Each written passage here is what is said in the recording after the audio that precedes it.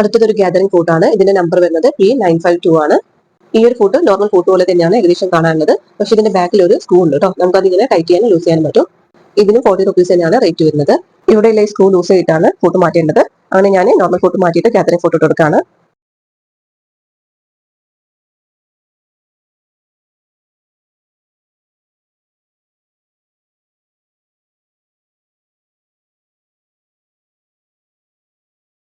Photo change ചെയ്താൽ ഈ screw maximum title തന്നെ വെച്ച് കൊടുക്കണം. എങ്കിൽ മാത്രമേ ആ ഫോട്ടോ കറക്റ്റ് പൊസിഷനിൽ അവിടെ നിൽക്കുള്ളൂ. സ്റ്റിച്ച് ചെയ്യുന്നതിന് മുമ്പ് എപ്പോഴും നീഡിൽ ഫോട്ടോ ടച്ച് ചെയ്യുന്നുണ്ടോ ചെക്ക് ചെയ്ത് നോക്കണേ. ഫസ്റ്റ് ഞാൻ ത്രെഡ് നോർമൽ ടെൻഷനിൽ വെച്ചിട്ടാണ് സ്റ്റിച്ച് ചെയ്ത് നോക്കുന്നത്. ഇപ്പോൾ ചെറുതായിട്ട് ഗ്യാദേഴ്സ് വന്നിട്ടുണ്ട്. പിന്നെ ഇതിന്റെ ബാക്കിലെ സ്ക്രൂ മാക്സിമം ടൈറ്റിൽ വെച്ചിട്ട് വേണം സ്റ്റിച്ച് ചെയ്യാൻ. ഇനി ഞാൻ ത്രെഡ് ടെൻഷൻ മാക്സിമത്തിൽ വെച്ചിട്ടുണ്ട്. അതേപോലെ സ്റ്റിച്ച് ലെങ്ത്തും മാക്സിമത്തിലാണ് വെച്ചിട്ടുള്ളത്. എന്നിട്ട് സ്റ്റിച്ച് ചെയ്ത് നോക്കാം.